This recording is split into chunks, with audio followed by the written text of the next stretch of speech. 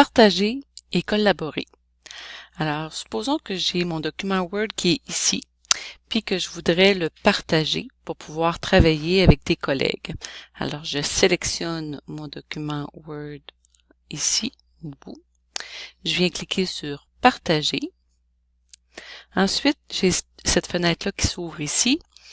Ici, j'ai une petite flèche qui regarde par en bas. Alors, si je clique ici, j'ai plusieurs possibilités de partage. Alors, qu'est-ce que ça veut dire tout ça, ces possibilités de partage-là? Alors, tout le monde, c'est créer un lien que tout le monde peut utiliser pour accéder aux documents ou aux dossiers, même s'il n'est pas connecté à Office 365 ou OneDrive. Alors, n'importe qui, même si on n'a pas de compte associé à une organisation, peut ouvrir le document ou le dossier.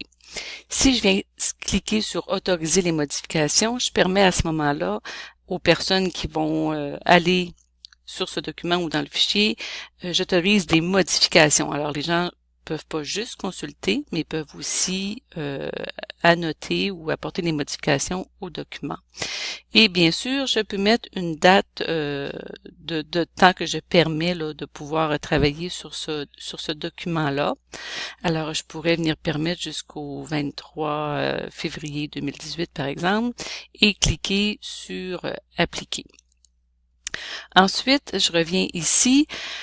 Ça, c'est pour tout le monde. Les personnes au sein de ma commission scolaire, c'est toutes les personnes qui ont une adresse, la même adresse que moi de commission scolaire qui peut utiliser ce document-là. Donc, moi, je parle de ma commission scolaire, mais c'est toute personne qui fait partie d'une organisation. Ensuite, personne ayant déjà l'accès. Ça, c'est un petit peu particulier. C'est supposons que j'ai déjà partagé mon document à 2 personnes il y a quelques jours ou quelques semaines, puis que je veux m'assurer que les gens n'ont pas oublié que j'ai partagé ce document-là avec eux. Je peux venir sélectionner ça ici, personne ayant déjà l'accès, et dans le fond, leur envoyer un petit message courriel là, avec le lien pour leur dire que ils peuvent retourner travailler sur le document.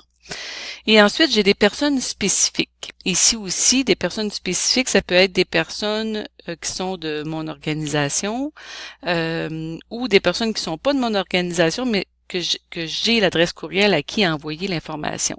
Et ici aussi, je peux venir sélectionner si ces gens-là vont avoir la possibilité de modifier ou pas le document.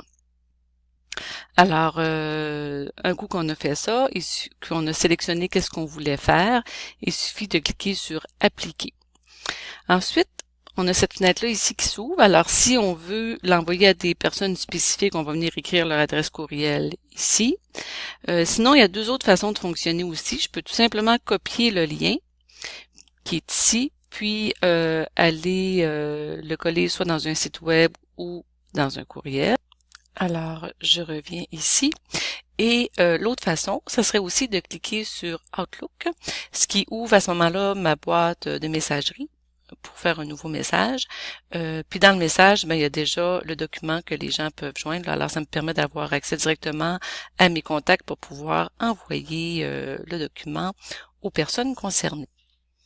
Alors, pour conclure, supposons que je veux partager ce document-là. Pour donner un exemple au complet, je le sélectionne, je clique sur Partager, je décide de le partager à une personne spécifique avec des autorisations. Je viens écrire son adresse courriel. Voilà. Et on me mentionne ici que c'est quelqu'un qui est à l'extérieur de notre organisation. Et je clique sur Envoyer. Et j'ai un message comme quoi mon document a bien été envoyé. Voilà.